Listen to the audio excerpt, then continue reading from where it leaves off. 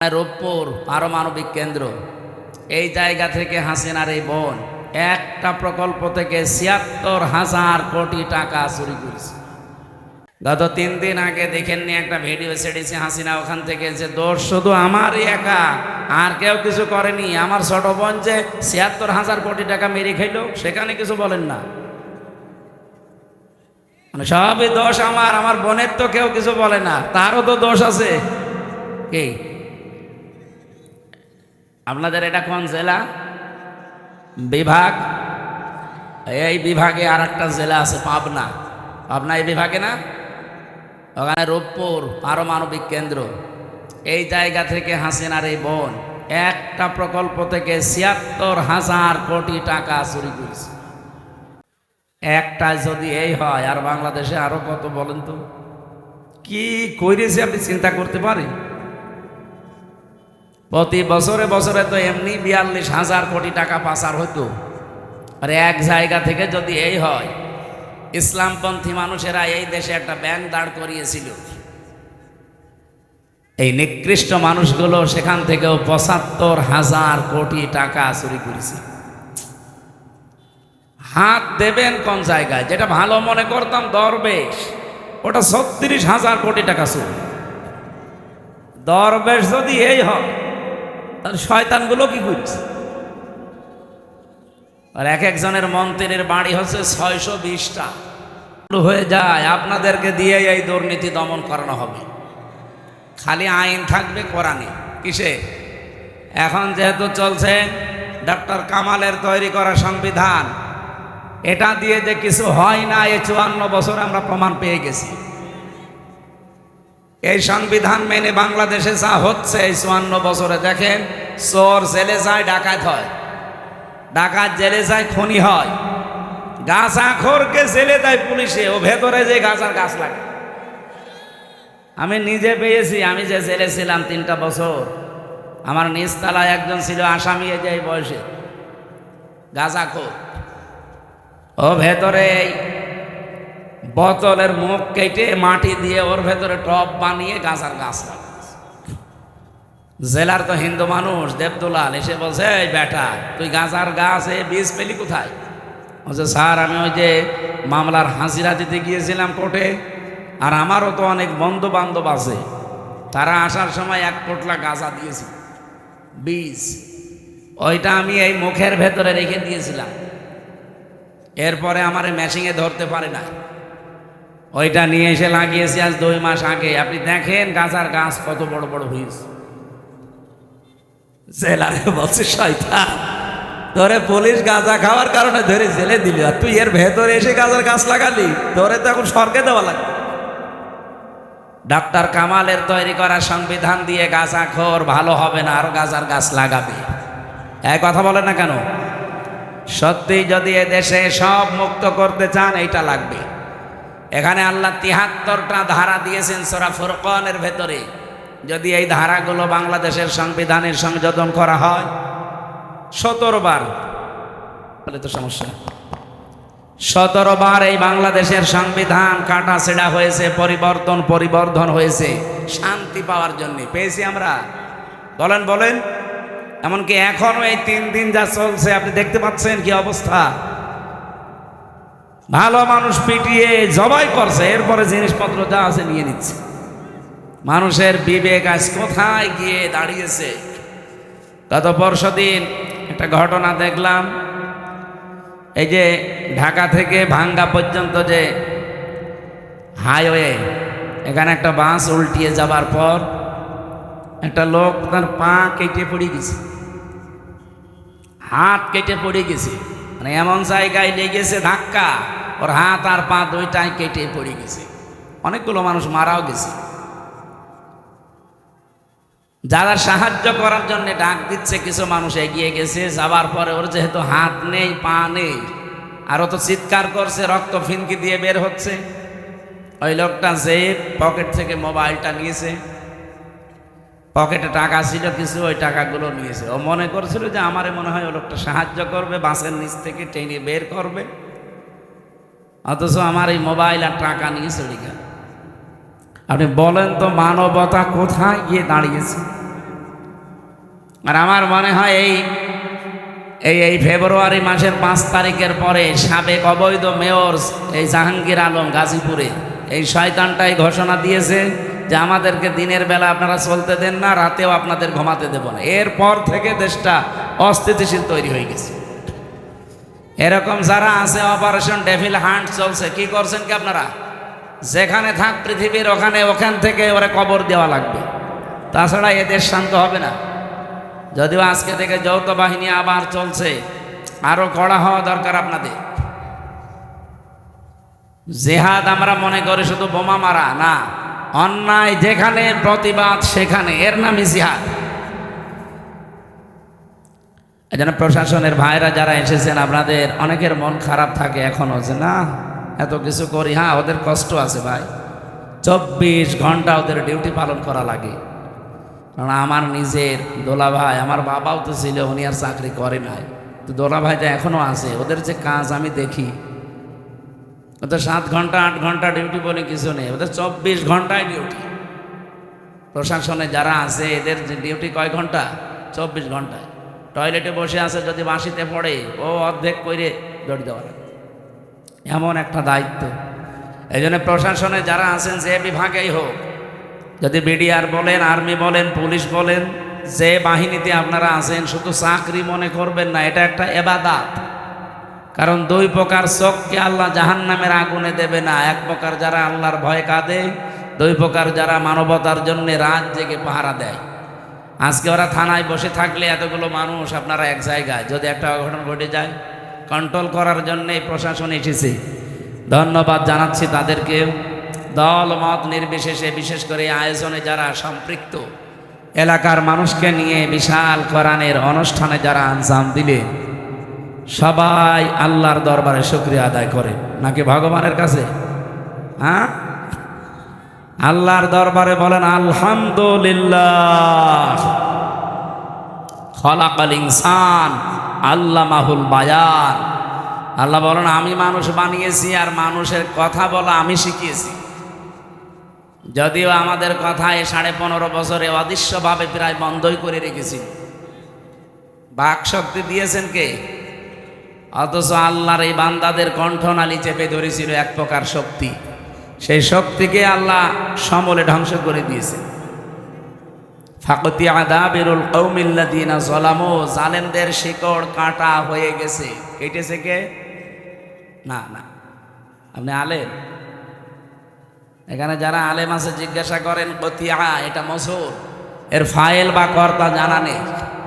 জালেমদের এই বাড়ি ঘর ভাঙলো কে? ওদের ক্ষমতা থেকে নামাইলো কে? কেউ জানে না। ছাত্র জনতা একটা উসিলা, কে করেছে কেউ জানে না। এই জন্য সারা দেশের দিকে তাকান, জালেমদের বাড়ি ঘর। আবার এই ফেব্রুয়ারির 5 তারিখে নতুন করে আর একটা আযাবুল বুলডোজার গেল। কোন আযাব? আযাবুল বুলডোজার। খালি উস্কানি দেবে, এরকম একটা করে আযাব নাজিল হবে। এই জন্য যারা আছেন পালিয়ে অন্তত আর উস্কানি দিয়েন না, যেটুকু আছে এটুকু আবার হারিয়ে যাবে। এক উস্কানিতে 32-33 হয়ে গেছে। এক কথা বলেন না কেন? আবার দেবেন 34 হয়ে যাবে। এই জন্য আশা করছি ওনারা যেন উস্কানি আর না দেয়, আর আমরাও পাগলের মতো উস্কানিতে যেন পা না দেয়। প্রশাসন কিন্তু এখন আর আগস্টের 5 তারিখের আগে নেই, এখন ফেব্রুয়ারির 24 তারিখ চলছে। এই কথা বলে না কেন? উস্কানিতে পা দিয়ে যদি ওদের গোয়েন্দা নজরে ধরা পড়ে, এমন পিটানো পিটাবে না, পেছনে একেবারে গোপালগঞ্জের মতো লাল হয়ে যাবে। পিটিয়েছিল কিছুদিন আগে, দেখেননি? ওই সময় শুনতাম গোপালগঞ্জ থেকে ঢাকায় আসবে, বসে আসলে 300 টাকা, দাঁড়িয়ে আসলে 1000 টাকা। কিভাবে বসবে কায়দা নেই। এই জন্য আমরা সতর্ক করছি, আগামীতে কারো ফাঁদে যেন কেউ পা না দেয়। 27টা ষড়যন্ত্র অলরেডি এই আগস্টের 5 তারিখের পরে 6.5 মাসে হয়ে গেছে। 27টা চিন্তা করেছিল ওরা। কোনো সময় আনসার লিগ দিয়ে, কোনো সময় হেলমেট লিগ দিয়ে, কোনো সময় রিকশা লিগ দিয়ে, বিভিন্ন কায়দা করতে করতে এই যে এখন এই 2-3 দিন চলছে আর একটা রাখাল রাহানা, কি নাম যেন শয়তানের, আমাদের নবীজিকে গালি দিয়েছে। কি কথা বলো না কেন? এ লোকটার সাহস হয়তো না, ওকে কেউ দিয়ে করাচ্ছে, আর ওকে কে করাচ্ছে আমরা কিন্তু জানি। এ উগ্রপন্থী কিছু দাদা আছে, তারা এখনো পর্যন্ত বিভিন্ন ছদ্মবেশ নিয়ে দেশে আছেন, আমরা তাও জানি। তাদের ফাঁদে পা দিয়ে দেশটাকে আবার অশান্ত করার চেষ্টায় আছে। বিশ্বের মোড়লদের কাছে দেখাবেন যে বাংলাদেশে দেখেন এই যে জঙ্গি আবার মাথা ছাড়া দিচ্ছে, অথচ এই দেশে যে জঙ্গি নেই তার প্রমাণ আর 7 মাস। এই 7 মাসে একটা জঙ্গি ধরা পড়েছে? কোনো জঙ্গি নাটক হয়েছে? হবে কি করে? কারণ জঙ্গির নাটক যে লেখবে সেই তো পালিয়েছে, আর যাদের দিয়ে করাবে তারাও পালিয়েছে। এই জন্য এই দেশে জঙ্গি বলে কিছু নেই। 2-1জন একটু উগ্র আছে, তারা এই দেশে এখন বাইরে নেই। আমি ভেতরে যে একজনকে পেয়েছিলাম, ও আছে আল্লাহর দলের সভাপতি আব্দুল মতিন। বললাম, ভাই আপনি সারা দেশের আল্লাহর দলের সভাপতি, সেক্রেটারি কে? বলছে আমার ছেলে। আমি আমার সভাপতি, ছেলে আমার সেক্রেটারি, সারা দেশে আমার আর কেউ নেই, আমরা বাপ বেটা 2 জন। এই হচ্ছে জঙ্গি। পোড়াটা মিথ্যা বানোয়াট ভাবে তৈরি করে নিজেরাই নিজেদেরকে, মানুষদেরকে ধরে নিয়ে 2 মাস 5 মাস 1 বছর ওই মাটির নিচে আয়না ঘরে রেখে দিত, হঠাৎ করে তুলে বলতে যে বিশাল জঙ্গি ধরা পড়িস। আল্লাহ আমাদেরকে হাতে ধরে বাঁচিয়েছে। জালেমদের শিকড় যেহেতু আল্লাহ কেটে দিয়েছে, এমনকি জালেমদের বাড়ি ঘর পর্যন্ত আপনি তাকিয়ে দেখেন নিশ্চিহ্ন হয়ে গেছে জালেমদের সবগুলো। আমার কুষ্টিয়ার হানিফের বাড়ি মাটির সাথে মিশিয়ে দিয়েছে কে? কেউ জানে না। আপনি এখন মামলা দেবেন কারো নামে, খুঁজেও পাবেন না, কারণ ফাইল কর্তা জানা নেই। যে যেভাবে পারে, আমার মনে হয় ফেরেশতারা ভেঙেছে। কোরআনে কারিমে রব্বুল আলামিন জানিয়েছেন, ফাতিলকা বুয়ুতুহুম খাওফিয়াতাম বিমা যালামু ইন্না ফি যালিকা লাআয়াতাল লিকাওমিন ইয়ালামুন। সূরা নমলের 52 নম্বর আয়াতে আছে, আল্লাহ বলেন এই সেই ঘরগুলো, ফাতিলকা বুয়ুতুহুম, বাইতুন দেননি, বুয়ুত বহু বছর, আবার জমির দিয়েছেন হিম। আল্লাহ বলেন এই সেই ঘরগুলো পড়ে আছে কেন জানেন? খাওফিয়াতান, আজকে জনশূন্য, ওজাড় গৃহ হয়ে গেছে, পরিত্যক্ত হয়ে পড়ে আছে, বিমা যালামু, এদের জুলুমের কারণে। কি বুঝলেন এই আয়াত থেকে? জালেমদের এত বড় শিকড় আপনি চিন্তাও আনতে পারবেন না। আমি রিমান্ডে টের পেয়েছিলাম যে ওদের শিকড় কত নিচে। এই দেশে ইউনিয়নের দারোয়ান থেকে শুরু করে একেবারে সংসদ পর্যন্ত থরে থরে সব সাজানো ছিল। এখনো আছে জালেমদের ওই দোসরগুলো, এখনো আছে। এই জন্যই তো ইউনুস পাল্টাচ্ছে, বাধ্যতামূলক বলছে তো অসুস্থ চলিতা। আসলে ওইগুলো অসুস্থ মানসিকভাবে। ওদের শিকড় এত নিচে ছিল, তারপরও যদি কেটে ফেলে, আগামীতে অনেকেই চিন্তা ভাবনায় আছেন, আগে সিআর পায়, কি করবেন আপনি? সিআর পেয়ে যদি সত্যি ওদের মতো আচরণ করেন, অইন উদ্দম উদনা অজাহালনা জাহান্নামা লিল কাফিরিনা হাসিরা। সূরা বানী ইসরাঈল 8 নম্বর আয়াতের শেষের দিকে আল্লাহ জানিয়েছেন, তোরা যদি ওই রকম করিস, ওদের সাথে যা করেছি তোদের সাথে ওইটা করব। ইন্না ফি যালিকা লাআয়াতান লিকাওমি ইয়ালামুন, লামে তাকিদ। আল্লাহ বলেন অবশ্যই এর ভেতরে শিক্ষা আছে ওই মানুষগুলোর জন্য যারা জ্ঞানী। এই জন্য আগামীতে যারা আসবেন, কারা আসবেন আমি জানি না, যারা আসবেন তারা যদি এই জালেমদের মতো আচরণ আরম্ভ করেন, আল্লাহর কসম আপনাদেরকেও বাড়িঘর 5 বছর পরে উজাড় গৃহ হয়ে যাবে। বলেন বলেন, আপনাদের বাড়িঘর শ্মশান বানিয়ে দেবে কে? না, আপনাদের তো বোঝাতে পারলাম, কুতিয়া বললাম ফাইল কর্তা জানা নেই, দেবে কে? কেউ জানে না, দেবে কে? এই জন্য আচরণ ঠিক করে। অনেক মানুষ দেখতে পাচ্ছে আগস্টের 5 তারিখের পর থেকে যা আরম্ভ করেছেন, জনগণ কিন্তু এখন খুব সচেতন, এরা কিন্তু অলরেডি বুঝে ফেলেছে। এক কথা বলেন না কেন? বদরউদ্দিন ওমর নাম শুনেছেন এই লোকটার? আজকে একটা সাক্ষাৎকার দিয়েছে। উনি জানাচ্ছে বাংলাদেশ জামাত ইসলামীকে যে দোষ দেওয়া হয়, উনি একজন মুক্তিযোদ্ধা, উনি বলছে যে দোষ দেওয়া হয় এটা পুরা হিংসা করে আর মিথ্যার উপরে ভিত্তি করে। এই জন্যে আমার বানানো কথা না, আপনি ওনার কাছে জিজ্ঞাসা করেন কেন এই কথা বলল। একটা মানুষের হিংসার বশবর্তী হওয়ার কারণে এই দেশে 18 কোটি মানুষ আমরা জিম্মি ছিলাম, বিচার ব্যবস্থা পর্যন্ত। আমি নিজে তো ভিকটিম, নিজে টের পেয়েছি। 3টা বছরে মামলা আমার 30 বারের উপরে উঠেছিল, সিএমএম কোর্ট, জজ কোর্ট, হাইকোর্ট মিলে, কিন্তু না হয়নি। অথচ ওরা সারা দেশে কি বলতো যে বিচার ব্যবস্থা স্বাধীন, এই স্বাধীন। ঠনকো একটা মামলা দিয়েছিল আমার মনে হয় 3 দিন পরে আমার বের হওয়ার কথা, অথচ 3 বছরে আমার বের হতে দিলেন না। আমার বিচার ব্যবস্থা স্বাধীন। ওই মামলায় আগস্টের 5 তারিখের পরে তুলেছিলাম, শুধু জামিন না, একেবারে মামলা ঢিসমিস করে দিয়েছে আদালত। জিজ্ঞাসা করতে গেলাম একবার যে মাননীয় আদালত, এইটা তো আপনার কাছেই ছিল এতদিন, তখন তো কিছু করলেন না, আর এখন একেবারে মামলা জামিন না খারিজ করে দিলেন সব। এইটাই বলতো যে হুজুর আমার কিছু করার ছিল না, আমার হাত বাঁধা ছিল। কি ছিল এটা? যে হাত বাঁধা ছিল, আমি জেলে যাওয়ার 11-12 দিনের মাথায় বুঝতে পেরেছিলাম। আমার এই যে 164 নিয়েছিল ম্যাজিস্ট্রেট, উনি পুরাটা মিথ্যা কথা লিখে আমারে বলছে আপনি সই করেন, আপনি 3-4 দিন পরে বের হয়ে চলে যাবেন।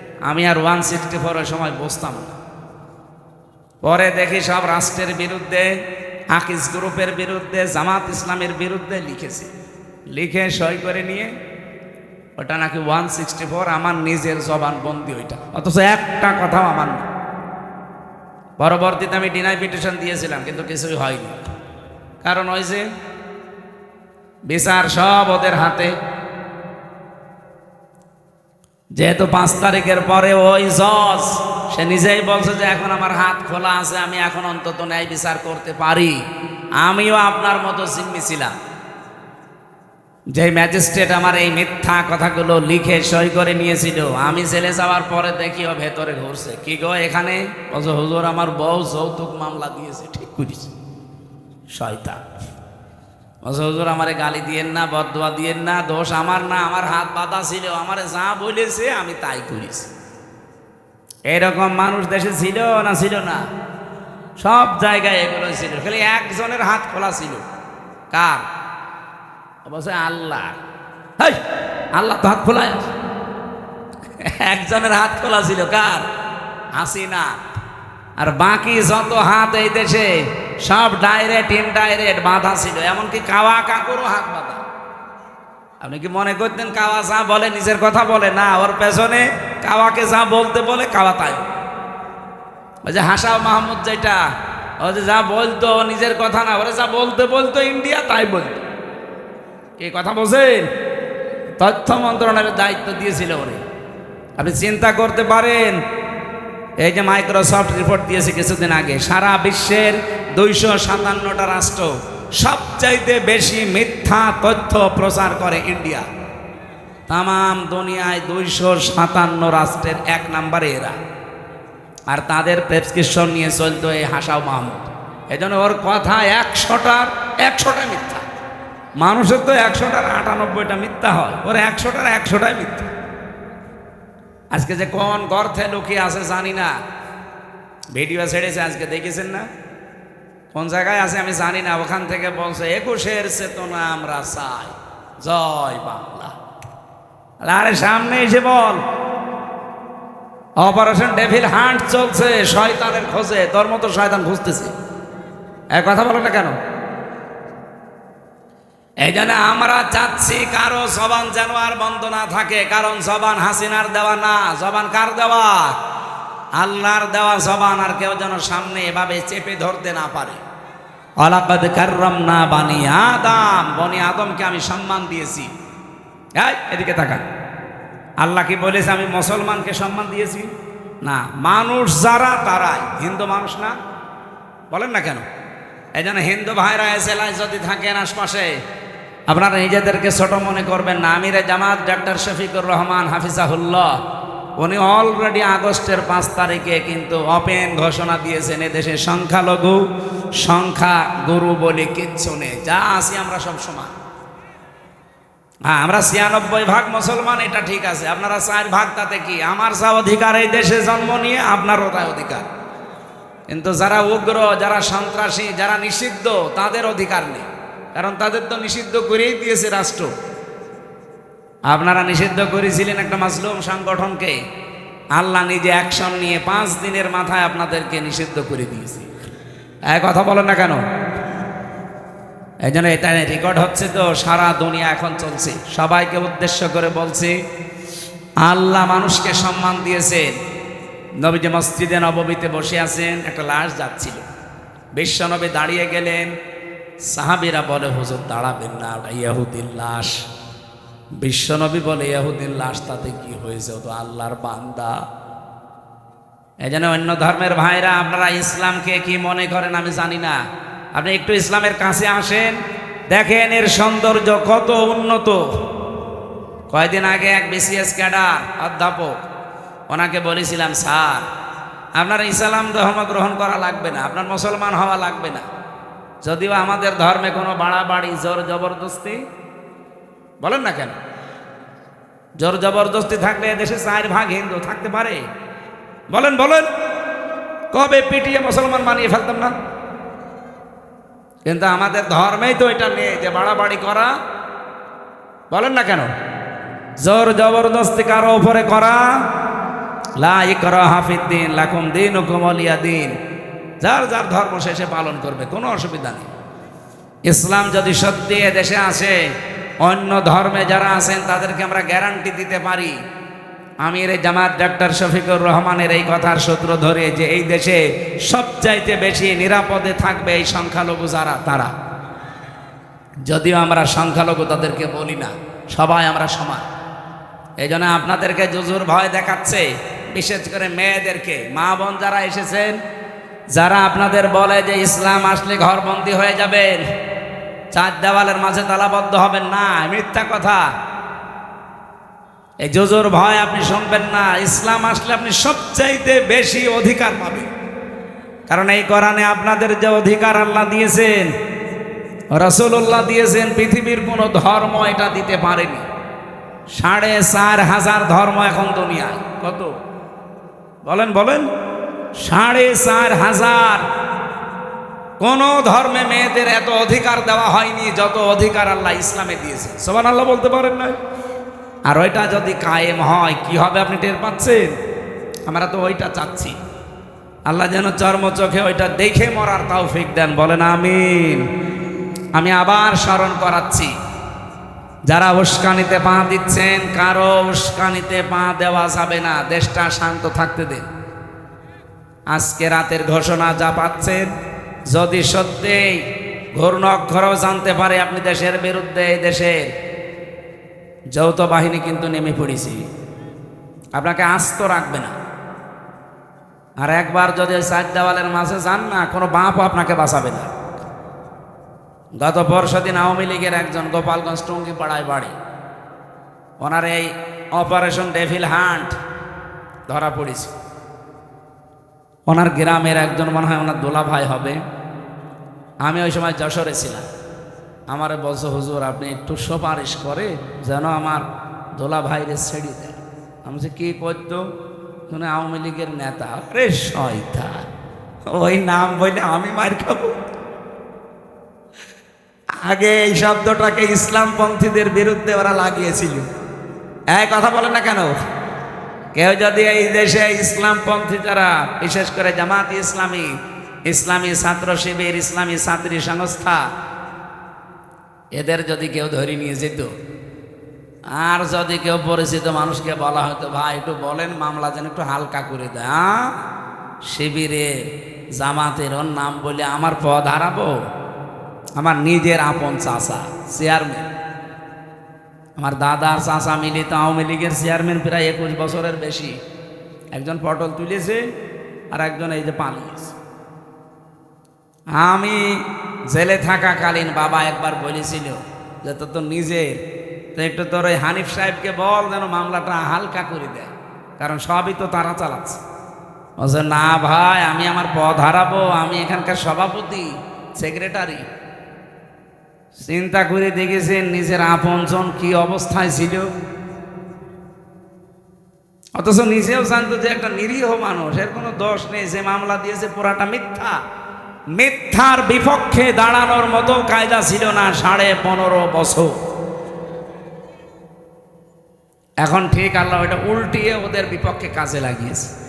এই জন্য এমন কোনো কাজ করবেন না যে চেয়ার হারিয়ে গেলে ওইটা আবার আপনার উপরে পড়ে। কি কথা বুঝতেছে? এই জন্য দল মত নির্বিশেষে দেশে আমরা সবাই মানুষ, ধর্ম আমাদের আলাদা থাকতে পারে, আমরা কি আরো জোরে বলে, মানুষকে আল্লাহ সবচাইতে বেশি কি দিয়েছেন? সম্মান। ওয়ালাকাদ কাররামনা বানি আদম, বনি আদমকে আমি সবচাইতে বেশি সম্মান দিয়েছি। সুতরাং এই সম্মানিত মানুষদের সম্মান নিয়ে যারা এই 15.5 বছর সেনিমিনি খেলেছে, সামনে আর কাউকে এটা খেলতে দেওয়া হবে না। বলেন বলেন, আল্লাহ সেরকম একটা দেশ যেন সামনে আমাদের উপহার দেন, আর দেবেন। এই কারণে আজকের তেলাওয়াত কিন্তু আয়াতে এই কথাগুলো আছে, খুব ভালো করে মনোযোগ সহকারে শুনবে। সূরা মায়েদা 54 নম্বর আয়াত। কথা বুঝতেছে? আল্লাহ রাব্বুল আলামিন বলেন, ইয়া আইয়ুহাল্লাযীনা আমানু, ওহে যারা ঈমানের দাবি করো, মাই ইয়ারতাদ্দা মিনকুম, তোমাদের ভেতরে কোনো ব্যক্তি, কোনো দল, কোনো গোষ্ঠী কেউ যদি আল্লাহর দিন থেকে মুখ ফিরিয়ে নেয়, এখানে ইরতিদাদ শব্দের বাংলা অর্থ ফিরে যাওয়া। ইরতিদাদ শব্দের বাংলা অর্থ হচ্ছে ফিরে যাওয়া হক থেকে বাতিলের দিকে। যারা আল্লাহর দিন থেকে ফিরে বদ্দিনের দিকে ফিরে যায়, ফাসাউফা ইয়াতিল্লাহ, আল্লাহ বলেন আমি নিজে অতি শীঘ্রই বিকৌমিন, এমন একটা জাতি, এমন একটা দল তাদের উপরে আনয়ন করব, ইউহিব্বুহুম, আমি নিজে তাদেরকে ভালোবাসবো, ওয়া ইউহিব্বুনাহু, এবং তারাও আমাকে ভালোবাসবে। আয়াতটা আমি বাংলাদেশের সাথে মিলিয়ে অনেক মিল পেয়েছি। আপনি দেখেন তো আয়াতের পরবর্তীতে 3টা গুণ দেওয়া আছে। যদি দেখেন এই বাংলাদেশে যত দল এখন প্রায় 72টা, কারো সাথে কোরআনে বর্ণিত এই 3টা গুণ মিলে যায়, আপনি বুঝবেন আল্লাহ তাদেরকে নির্বাচিত করেছেন সামনে অনুমাক্কিনা লাহুম ফিল আরদ, জমিনের শাসন ক্ষমতা দেওয়ার জন্য। নাকি আমি এগুলো সব বানাচ্ছি? বলেন। যতগুলো তাফসীর আমি আয়াতের সাথে মিলিয়ে পড়েছি, বাংলাদেশের সাথে মিলালাম এই কারণে আমি দেখতে পাচ্ছি যে এ মিলে যাচ্ছে এই 72টা দলের ভেতরে একটা দলের সাথে। আল্লাহ কি বলেছিলেন? যদি কেউ আমার দিন থেকে মুখ ফিরিয়ে নেয়, আমি আল্লাহর প্রথম কাজ হবে ফাসাউফা ইয়াতিল্লাহ। এখানে আলেম আছে, দাখিল মাদ্রাসা, আলিম মাদ্রাসা, যারা সোফার সহ সোফার বসে আছেন, দেখেন তো সাউফা শব্দটা আল্লাহ এখানে আনয়ন করলেন। সিন, সাউফা, কদ, লাম, আরবি গ্রামার যারা পড়ায়, এখানে 13টা আছে। কোন সেন্টেন্সের আগে যদি একটা আসে, বাংলা অর্থ দাঁড়ায় খুব তাড়াতাড়ি। আল্লাহ বলছেন অতি শীঘ্রই, খুব তাড়াতাড়ি, ইয়াতিল্লাহ, আমি আল্লাহ নিজে। এখানে ফাইল কর্তাকে আল্লাহ নিজে, আমি নিজে খুব তাড়াতাড়ি বিকৌমিন, এমন একটা দলকে তোমাদের উপরে আমি নিয়ে আসবো, ইউহিব্বুহুম, যাদেরকে আমি আল্লাহ নিজে ভালোবাসি। সুবহানাল্লাহ বলতে পারেন নাই? ওয়া ইউহিব্বুনাহু, এবং তারাও আমাকে সবচেয়ে বেশি ভালোবাসে। আগস্টের 5 তারিখের পরে আমরা বহু মানুষকে দেখতে পাচ্ছি, এর আগেও দেখেছি, এর পরে বেশিরভাগ দেখছি অনেকে দিন থেকে, ইসলাম থেকে সরাসরি মুখ ফিরিয়ে নিচ্ছে। কথা কি বুঝে বললেন নাকি আন্দাজে বললেন? আপনি কি দেখতে পাচ্ছেন বাংলাদেশে অনেকে ইসলাম থেকে, দিন থেকে মুখ ফিরিয়ে নিচ্ছে? তারা গালি দেয় জামাত ইসলামীকে। আরে ভাই, জামাত ইসলামী কি? সেটা দল। আপনি তারে গালি দেন কোন কারণে? আপনি তো সরাসরি আল্লাহকে, রসুলকে, ইসলামকে গালি দিতে পারছেন না, ওইটা এখন তুলছেন ওর উপর। জামাত ইসলাম হোক, চরমনাই হোক, আটরশি হোক, ইসলামপন্থী যারা এই দেশে, বলেন তো এই মানুষগুলো কি তার বাবার কথা আপনাকে বলে? চরমনার পীর কোনোদিন বলেছে যে আমার বাবা ছাড়া কেউ জান্নাতে যেতে পারবেন না? তিনি এই কথা বলে যে কোরআন হাদিস ছাড়া কেউ জান্নাতে যেতে পারবেন না। জামাত ইসলামের কোন নেতা বলেছে যে আমার বাবাকে না মানলে জান্নাত পাবেন না? তাদের কথা এই যে কোরআন হাদিস না মানলে আপনি জান্নাত পাবেন না। কি বলেন বলেন? আল্লামা সাইয়্যেদ আবুল আলা মাওদুদী রহমতুল্লাহ আলাইহি, আল্লাহ রাব্বুল আলামিন জান্নাতের সর্বোচ্চ মাকাম তাকে দান করুন। আল্লাহর এই গোলাম বলেছিল, আমি ইসলাম মানতে গিয়ে দেখি নাই কোন বাবা কি বলেছে, কোন দাদা কি করেছে, কোন নেতা কি বলেছে, না আমি দেখেছি আল্লাহ কি বলেছে আর রাসূল কি করেছে। ইসলামপন্থী যারা দেশে সবার এই এক কথা, এই কথা বলে না কেন? সবার এই এক কথা, এর বাইরে যদি কারো কথা থাকে তারে মানা যাবে না। কথা বুঝতেছেন আপনারা? আমি নাম ধরেই বলছি, এটা রেকর্ড হচ্ছে এই কারণে। চাঁপাইনবাবগঞ্জে বিএনপির একজন এমপি, সাবেক এমপি না, এটা অবৈধ এমপি, কারণ এই 15 বছরে যারা এমপি হয়েছে সবগুলো অবৈধ। এদেরকে এমপি বলা জায়েজ নেই, এদের মন্ত্রী বলাও জায়েজ নেই, কারণ এরা তো আমাদের ভোট নেই, এটা জোর করে হয়ে গেছে। এই কথা বলেন না কেন? এদেরকে আমরা ভোট দিতে পেরেছি। আমার 33 বছর বয়স, 18 বছর থেকে ভোট দিতে আরম্ভ করলে আমি 3 বার ভোট দিতে পারি, একবারও পারি না। তার মানে ভোট এদেশে হয়নি এই 3 বারে। এজন্য সাবেক এমপি, সাবেক মন্ত্রী এই 3 বারের যারা, তারা লিখবেন না, এতটুকু লিখবেন সাবেক চোর, না যদি আর একটু বেশি লিখতে চান সাবেক ডাকাত। এর চাইতে বেশি কিছু লেখা আপনার জন্য জায়েজ নেই। এমনকি 15.5 বছরের রাষ্ট্রের যে ভাতা নিয়েছেন সব ফেরত দেওয়া লাগবে। এই কথা বলেন না কেন? এখানেও যিনি দায়িত্বে ছিলেন, এই যে হাসিনাকে হজরত বলে ডাকতো, কি জানো নাম? আল্লাহর ওলি। কোথায় আছে? পালিয়েছে। কি আশ্চর্য চামচামি দেখেন তো, সংসদে দাঁড়িয়ে এরকম একটা নিকৃষ্ট মানুষকে বলতো হজরত হাসিনা। তামাম দুনিয়ায় কয়টা রাষ্ট্র আছে বললাম? 257। বলেন বলেন, আরো জোরে বলেন। এই যে আন্তর্জাতিক রিপোর্ট বের হয়েছে, আমি কিন্তু আন্দাজে বলছি না, সব আমার পড়া আর দেখা। আন্তর্জাতিক রিপোর্টে 10 জন মানুষের নাম এসেছে তামাম দুনিয়ায়, যে তারা সবচাইতে বেশি নিকৃষ্ট এই জমিনের উপরে। তার 1 নম্বরে হাসিনা, 2 নম্বরে বাশার আল আসাদ, 3 নম্বরে নেতানিয়াহু। এটা সব আমি বানাচ্ছি এখন নতুন করি না। বলেন কেন তামাম দুনিয়ায় এদের নামগুলো 1, 2, 3, আর 1 নম্বরে আসবে আল্লাহর ওলির নাম চলে গেছে। কি নিকৃষ্ট মানুষ হলে তামাম দুনিয়ার ভেতরে এখন 1 নম্বরে তার নাম আছে।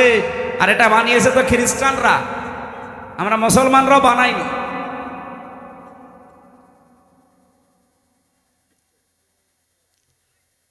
তামাম দুনিয়ায়, শুধু বাংলাদেশে না, তামাম পৃথিবীর ভেতরে একেবারে নিকৃষ্ট মানুষ এখন যত মানুষ দুনিয়া এখন জীবিত আছে, তাদের ভেতরে 1 নাম্বার উনি।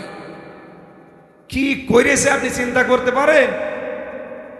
এটা বের হয়েছে এই যে জাতিসংঘ যে আয়না ঘরের রিপোর্ট দিয়েছে গুমের, এরপরে কি যে ভয়াবহ আশ্চর্য জায়গা এটা। আমি তো মিনিটায় ছিলাম 10 দিন, আর যারা বড়টায় ছিল, বিগটা, এই যে ব্যারিস্টার আমান আজমি ভাই সহ, এই যে হম্মাম কাদের চৌধুরী, সালাউদ্দিন কাদের চৌধুরীর সন্তান, এরা যারা ছিল, এরা যে কত কঠিন।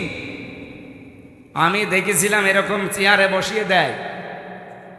আমার আগে একজনকে নিয়েছে, এই চেয়ারে বসিয়ে হাতের সাথে পায়ের সাথে ক্লিপ লাগিয়ে দেয়, এই গলার সাথে একটা লাগিয়ে দেয়, বেড়ি, ওদের একটা কি ফিতা আছে, এটা লাগিয়ে দিলে আপনি নড়তে পারবেন না। মুখটা তো কালো কাপড় দিয়ে বেঁধে দেয়, হাত বাঁধা, পা বাঁধা, মাথা বাঁধা, আপনি নড়বেন কি করে? তখন একবার টিপ দেবে সুইচে, চেয়ার আপনার 1 মিনিটে 120 বার ঘুরবে। 1 মিনিটে যদি 120 বার হয়, সেকেন্ডে কয়বার? বলেন বলেন। আপনি চিন্তা করতে পারেন মাথার ভেতরে কত সূক্ষ্ম জিনিস আল্লাহ দিয়েছে। ফ্রন্টাল লব আছে, অক্সিপিটাল লব আছে, প্যারাইটাল লব আছে, মোটর কর্টেক্স আছে, সেন্সরি কর্টেক্স আছে, কত সেন্সরি জিনিসগুলো আল্লাহ দিয়েছেন মাথার ভেতরে। আর 1 মিনিটে 120 বার পাক দেবে, আপনার মাথা থাকবে? 1 মিনিট পরে মনে হবে আমি 4-5টা দুনিয়া দেখতে পাচ্ছি। হাত তো বাঁধা এভাবে ক্লিপ দিয়ে, এমন একটা মেশিন আছে ওদের কাছে, হাতের সাথে আর পায়ের সাথে লাগিয়ে দেয়, একটা টিপ দেবে, একবারে নখগুলো সব খুলে চলে আসবে। নখ খুলে ফেললেও তো হয়, ওর উপর আবার লবণ ছিটিয়ে দেয়। আপনার বিশ্বাস হচ্ছে না? আমি নিজে তো ফেস করেছি এগুলো। ওই যে পুলিশ দাঁড়িয়ে আছে, জিজ্ঞাসা করে। এই ছিল দেশ। আর বলে আমি কি করেছি যে আমার পালানো লাগলো। আপনার এখনো মনে হচ্ছে না যে কি করেছেন? এদিকে আসেন, আপনাকে রেখে দিই ওখানে।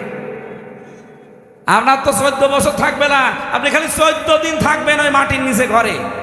14 দিন থাকলে আপনি এমনি মরে যাবেন। কত মানুষকে আমার সামনে দিয়ে লাশ বের করে নিয়ে চলে গেছে, বলেছে ও মরে গেছে। না, মরেনি, চিন্তায় মরে গেছে। এমন কঠিন ভয়ঙ্কর জায়গায় ওরা রেখে দিয়েছিল।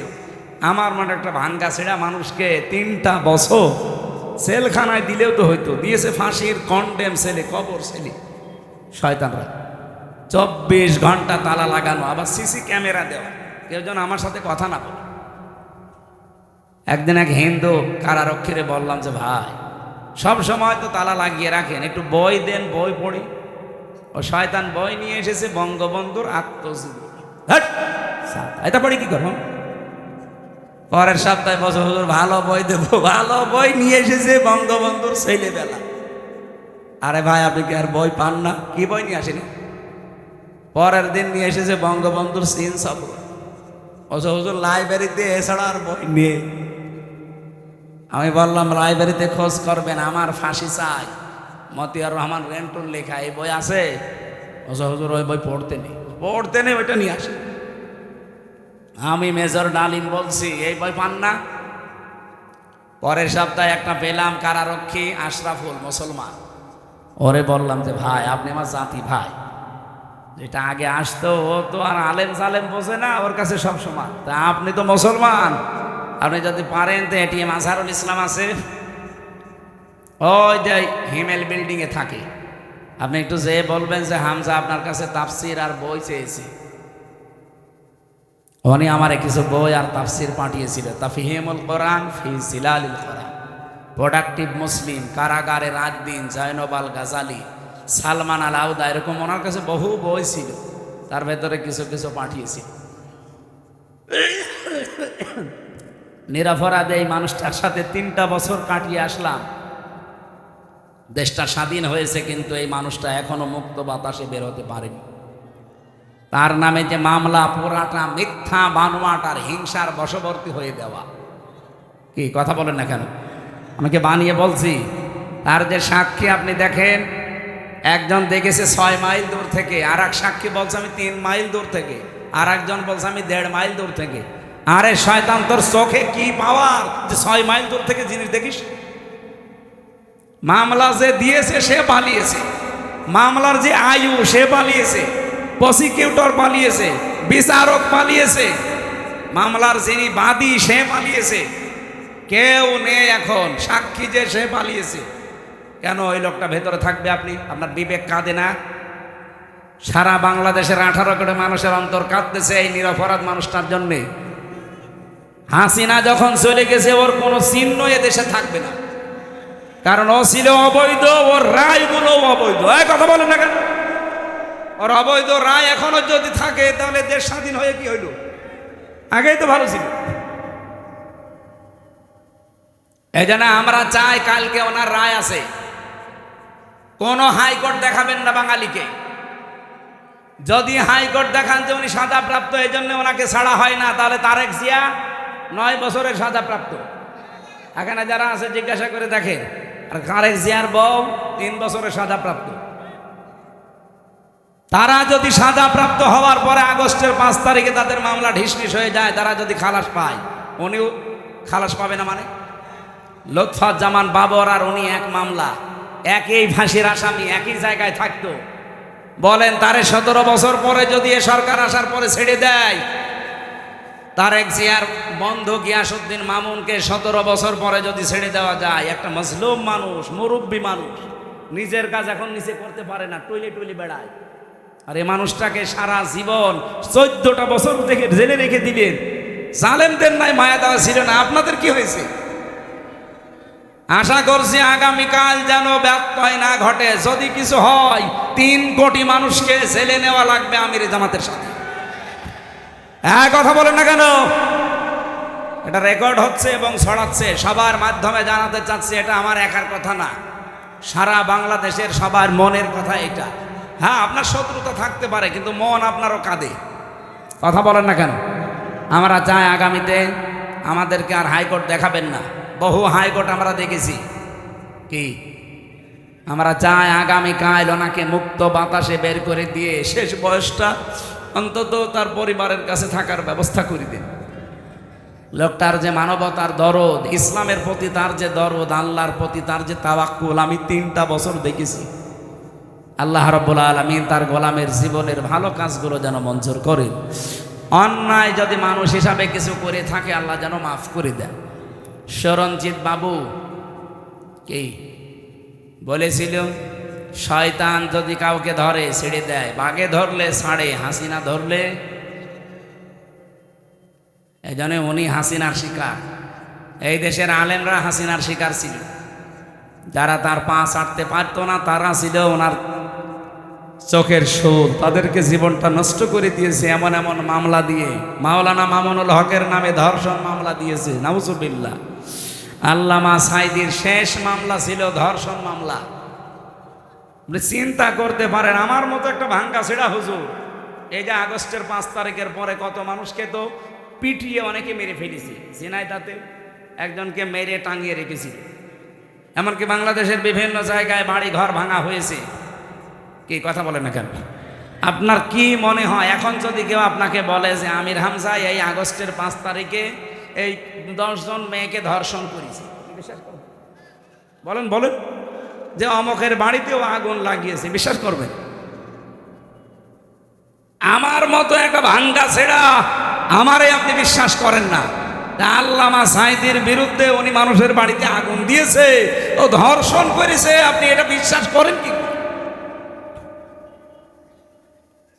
যে মহিলাকে সাজিয়ে নিয়ে এসেছিল ওই মহিলার অ্যাডভোকেট তাজুল ইসলাম জিজ্ঞাসা করছে, ওই মেয়ে, ওই আল্লামা সাইদি ধর্ষণ করেছে তোমাকে? বলছে জি হ্যাঁ। তোমার জন্ম তারিখ কত? বলছে 1975। ধর্ষণ করেছে কত সালে? 1971। অ্যাডভোকেট তাজুল ইসলাম ওই দিনই বলেছিল, মাননীয় আদালত পয়েন্টটা একটু লিখে রাখেন, এই মহিলার জন্ম 75-এ, ধর্ষিতা হয়েছে 71-এ। ওইটা কি রুহের জগতে? ওই দিনে মামলা ঢিসমিস হয়ে যাওয়ার কথা না? কিন্তু হয়নি। ওই যে বিচারপতি কালা মানিক, তার বিসি উড়ে গেছে। ওই শয়তান বলেছিল আল্লামা সাইদিকে আমি ফাঁসি দিতে পারলাম না, এটা আমার জীবনের বড় আফসোস। এখান থেকেই তো বোঝা যাচ্ছে এগুলো সব বানোয়াট। এদের এই ট্রাইব্যুনালও বানোয়াট, এই বিচার ব্যবস্থা বানোয়াট, ওই জজও বানোয়াট, বিচারপতিও বানোয়াট, সাক্ষীও বানোয়াট। নাই তো 75-এ জন্ম, 71-এ ধর্ষিতা হয়, কিসের কি? আরে ভাই, অন্যেরটা বাদ দিলাম, আমি তো আমার নিজেরটা তো জানি। আমারে দিয়েছিল আনসারুল্লাহ বাংলা টিমের প্রধান সারা বাংলাদেশে, অথচ সাঁতা যে কি আমি জানি। এইরকম মিথ্যার ওপরে সব চলতো। আমি কি একটু বানিয়ে বললাম? বলেন বলেন। আমরা নিরপরাধ মানুষটার মুক্তি চাচ্ছি শুধুমাত্র আমাদের ঈমানের দাবিতে। বিশ্বনবী মুহাম্মদুর রাসূলুল্লাহ সাল্লাল্লাহু আলাইহি ওয়াসাল্লাম 1399 জন মানুষকে তিনি শপথ বাক্য পাঠ করিয়েছিলেন হুদায়বিয়ার ওই গাছের নিচে বসে বসে। এ ঘটনা কোনোদিন শোনেননি? কি শুনেছেন আপনি? 1399 জনকে বললেন আমার হাতে হাত দাও। ওরা উসমানকে মেরে ফেলেছে, একটা নিরপরাধ মানুষ উসমান। এই নিরপরাধ নির্দোষ মানুষকে মেরে ফেলেছে, এই হত্যার বদলা না নিয়ে আমরা কেউ যাব না। দরকার হয় 1399 জন শহীদ হয়ে যাব। বিশ্বনবী যখন হাত ফেলে দিলেন সবাই হাত দিয়েছে।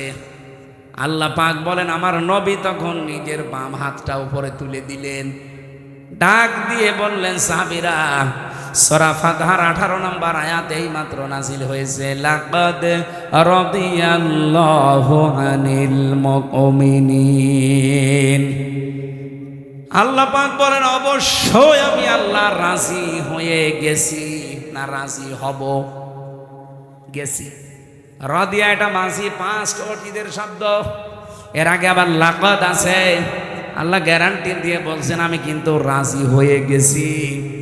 ইদিয়ুবাইউনাকা তাহাতা শাজারা, এই গাছের নিচে যারা আপনার হাতের উপরে হাত দিয়ে শপথ বাক্য পাঠ করছে, নিরপরাধ এই মানুষের হত্যার বিচার না করে আমরা দেশে যাব না। আমি আল্লাহ এত বেশি খুশি হয়েছি কারণ এই কথাটা ফালিমা মাফি কুলুবিহিম, ওদের যা কথা এটা ওদের কলবের কথা, ওদের মনের খবর আমি আল্লাহ ওই সময় জানি। ফানজালাস সাকিনাতা আলাইহিম, আমি আল্লাহ তাদের উপর আমার সাকিনা নাজিল করলাম, প্রশান্তি নাজিল করলাম। ওয়াসাবাহুম ফাতাহান করিবা, তাদের জন্য একটা নিকটবর্তী বিজয়ের সুসংবাদ দিলাম। ও জয়পুরহাটবাসী, আমি শুধু বলার জন্য বলছি, শোনার জন্য শুনবেন তা না।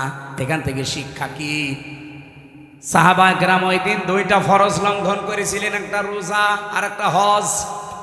নবীজি বললেন ইহরামের কাপড় খুলে ফেলো, পরবর্তীতে হজ আবার করে নেব। রোজা রেখেছো, রোজা ভেঙে ফেলো, আবার রোজা করে দেব। কিন্তু আজ নিরপরাধ মানুষকে ওরা মেরে ফেলেছে। এই নির্দোষ মানুষের হত্যার বিচার না করে মদিনায় যাব না। এত নরম মনের নবী আজ গরম হয়ে গেছে। ডাক্তার শফিকুর রহমানের মতো মানুষও নরম মানুষ, হঠাৎ গরম হয়ে গেছে। এই কথা বলেন না কেন? আলটিমেটাম কালকে শেষ, কালকে শেষ। কালকে যদি সত্যিই নিরপরাধ মানুষটাকে আপনি মুক্তি না দেন, 3 কোটি মানুষকে বাংলাদেশে জেলে দেওয়া লাগবে। প্রস্তুতি নেন। কোথায় পাবেন জেলখানা? বাংলাদেশে যতগুলো জেল আছে সবচাইতে বেশি যদি মানুষ আটকিয়ে রাখেন 1,10,000 মানুষ আটবে, এরপর আটবে না। আপনি 3 কোটি মানুষ রাখবেন কোথায়? সুতরাং দেশটা যেন অশান্ত না হয়ে যায়, এই ছোট্ট বিষয়টাকে বড় করে না দেখে তাড়াতাড়ি কালকে ওনারে মুক্ত বাতাসে ফিরিয়ে দেন। হ্যাঁ, কথা বলেন না কেন? নবীজি যখন বাম হাত দিলেন, সাহাবী জিজ্ঞাসা করলেন, হে নবী বাম হাতটা কিসের? আল্লাহর নবী বললেন, আজকের এই শপথ অনুষ্ঠানে আমার আল্লাহ রাজি হয়ে গেছে এই 1399 জন সবার উপরে। আমার ওসমান এখানে নেই, ওসমানের ওপরও আল্লাহ তো রাজি হওয়া লাগবে, এই জন্য বাম হাতটা তুলে দিলাম, এটা আমার ওসমানের হাত। বাংলাদেশে 18 কোটি মানুষ কিন্তু রাস্তায় অলরেডি নেমে পড়েছিল এই বিক্ষোভ মিছিলে। আপনি দল মত ওখানে পাননি। আমি তো কুষ্টিয়ায় দেখলাম লক্ষ লক্ষ মানুষ রাস্তায়, এখানে দল মত নেই। সবাই আল্লাহর কোরআনের আয়াত বিশ্বাস করে এই নিরপরাধ মানুষটার মুক্তির জন্য রাস্তায় নেমেছিল।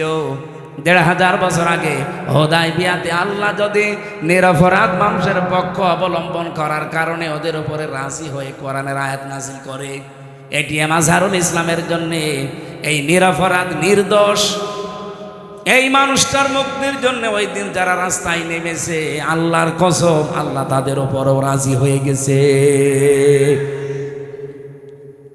আমি কথা বোঝাতে পেরেছি?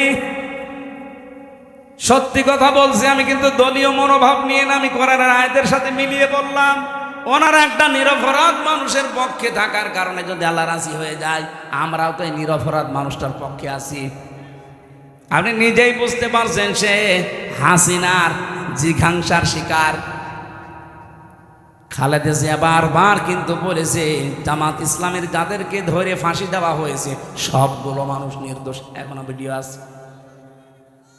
আর আপনি হঠাৎ করে আগস্টের 5 তারিখের পর থেকে কিছু কিছু মানুষ দেখলে ফিরে যাচ্ছে, নাম দিচ্ছে গালি জামাত ইসলামকে। আরে ভাই, জামাতকে তো আপনি গালি দেন না, আপনি তো গালি দেন আল্লাহকে, রসুলকে আর ইসলামকে। বলে ইসলাম নিয়ে নাকি আমরা ধর্ম ব্যবসা করে খাই। আরে শয়তান, সারা জীবনে আমাদের এই পোশাক আশাক চরিত্র একই আছে। ধর্মের নামে যদি ব্যবসায় দেশে কেউ করে খেতে চায়, যারা শুধু ভোট আসলে টুপি মাথায় দেয় তারা। আজকে লুৎফুজ্জামান বাবরের বক্তব্য শুনেছেন, একটা জনসভা হচ্ছিল। উনি বলছে আমি জেলখানায় 17 বছরে যাবার পর আমার সাথেও ছিল লোকটা 2 মাস। আমি যে ইমান এনেছি আমার মতো ইমান আমার মনে হয় এদেশের সবাইকে জেলে দেওয়া দরকার, তাহলে আমার মতো এরকম শক্ত ইমানদার হবে। আসলেও তাই। যারা আজ ফটর ফটর করছে, এই যে চাঁপাইনবাবগঞ্জের হারুন আর ওর বউ, এই দুইজনকে জেলে দেওয়া দরকার ছিল, কারণ এই 15.5 বছরে একদিনের জন্য হাসিনার রোষানলে তারা পড়েনি। বিনা ভোটের এমপি তারাও হয়েছিল। 2 বার জেলে গেছে হারুন, একবার রিলিফের টিন আত্মসাৎ করার কারণে, আর একবার শুল্কমুক্ত গাড়ি যেটা সরকার দেয় ওটা বিক্রি করে দেওয়ার কারণে। দলীয় কারণে, ইসলামের কারণে, দেশের কারণে একবারও তারা জেলে যায়নি। জেলে গেছে নিজেদের অপরাধের কারণে। আর তারা যদি এখন এই নিরপরাধ মানুষদের বিপক্ষে কথা বলে, এটা মেনে নেওয়া যায় বলেন? কিছু কিছু মানুষের কথাবার্তারা এমন এমন শুনতে পাচ্ছি। এই জন্য যারা দায়িত্বে আছেন বড় বড়, আপনারাও মাজলুম মানুষ। আমরা আশা করব আপনারা এমন কথা বলবেন না যে আপনার কারণে, আপনার কথার কারণে এদেশের হাজারো হাজারো হাজারো মানুষের অন্তরে আঘাত লাগে। কি আমি নাম নিতে পারলাম নয় মানুষগুলো, আশা করছি আপনারা পরিবর্তন হবেন। এই জন্য দিন থেকে ফিরে গেলে আল্লাহর কোনো লস আছে, কোনো ক্ষতি আছে? আয়াতটা নাজিল হয়েছিল হযরতে রাসূলুল্লাহর জীবনের ওই সময়ে, যখন কিছু মানুষ দিন থেকে ফিরে চলে যাচ্ছিল, যে রাসূলুল্লাহকে বিপদে ফেলে দেবে, যে আমরা তোমার পেছনে নেই, তোমার এই দিন কি করে চলে আমরা দেখব। আল্লাহ তখন এটা নাজিল করলেন। হযরতে আবু বকর সিদ্দিক রাদিয়াল্লাহু তাআলা আনহু, তিনি ক্ষমতা নেওয়ার পর, তিনি খলিফা হওয়ার পর চারিদিকে আল্লাহর দিন থেকে বেরিয়ে যাওয়ার হিড়িক তৈরি হয়েছিল। বিশেষ করে কিছু ধর্মত্যাগী, এই এদিকে তাকান, কিছু ধর্মত্যাগী তারা আল্লাহর দিনের গুরুত্বপূর্ণ বিধান যাকাত এইটা পর্যন্ত দিতে অস্বীকার করেছিল। এটা ইতিহাসে শোনেননি? আবু বকরের সময় এসে তারা আল্লাহর বিধান যাকাত, ওরা বলছে আমরা দেব না। হযরতে আবু বকর ঘোষণা দিয়ে দিলেন, রাসূলুল্লাহর জামানায় যারা যাকাত দিতেন, আমার এই সময় এসে যদি যাকাতের একটা ছাগলের দড়িও দিতে কেউ অস্বীকার করেন, আমি আল্লাহর নবীর সাহাবী আবু বকর একা হলেও তার বিরুদ্ধে যুদ্ধ করব। আজ বাংলাদেশের দিকে আমি মেলালাম এই আয়াতটা, কত মানুষ তো ফিরে চলে যাচ্ছেন রাজনৈতিকভাবে, দলীয়ভাবে, ধর্মীয়ভাবে। যদিও রাজশাহী, খুলনা এই 2টা বিভাগ এখনো পর্যন্ত এ প্রভাব পড়েনি, অন্যান্য বিভাগে অনেক বেশি পড়ে গেছে।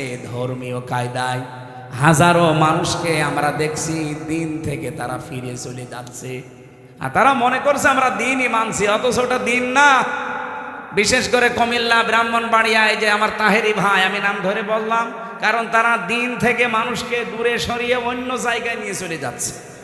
ওরা যা করছে আল্লাহর কসম ওটা ইসলাম না। দয়াল বাবা, কেবলা বাবা, ফতে বাবা, শাহ আলী বাবা, কেল্লা বাবা, এগুলো ইসলাম? বলেন কোন ইসলাম? এরা মানুষকে এভাবে দূরে সরিয়ে নিয়ে চলে যাচ্ছে। বাংলাদেশে শুধু ওনারা না, বহু মানুষ এই 15.5 বছরে বেশি করেছে এগুলো, এখনো ওরা থেমে নেই। বিভিন্ন কায়দায় মানুষকে দূরে সরিয়ে নিয়ে যাচ্ছে আসল দিন থেকে। আসল দিন ওই যে মাওলানা আবু বকর বলছিল না, যে পৃথিবীতে সবচাইতে বড় দিনের কাজ হচ্ছে একামতের দিন। কারণ এইটা কায়েম না হলে আপনি সুদ থেকে বাঁচতে পারবেন না, এটা কায়েম না হলে ঘুষ থেকে বাঁচতে পারবেন না। এই কথা বলেন না কেন? এটা কায়েম না হলে আপনি জীবনেও জেনা, ধর্ষণ থেকে বাঁচতে পারবেন না। এই যে চিন্তায় হচ্ছে, প্রশাসন পারছে না কন্ট্রোল করতে, এইটা এনে দেন, প্রশাসনও লাগবে না। মানুষের ভেতরে যখন তৈরি হয়ে যাবে, আমরা ওইটা তৈরি করার জন্য চেষ্টা আছি ভাই। যারাই দায়িত্বে আছেন আপনারাই থাকেন, আপনাদেরকে দিয়ে আমরা কোরআনের এই আয়াতগুলো প্রয়োগ করাবো, দেশটা হয়ে যাবে মিনি জান্নাত। এক কথা বলেন না কেন? যতদিন এটা না আসবে, হাজারো চেষ্টা করলেও আপনি পারবেন না। একদিকে চেষ্টা করবেন, 10 দিকে ভেঙে চলে যাবে। এই জন্য আপনাদের চাইতে যেহেতু বাস্তবতা আমি দেখেছি বেশি, বয়স আমার ছোটতা দেখি, রাত আমরা যখন গভীর হয় দেখি রাতের বেলায় 3টা জিনিস রাস্তায় পাওয়া যায় বেশি। একটা বক্তা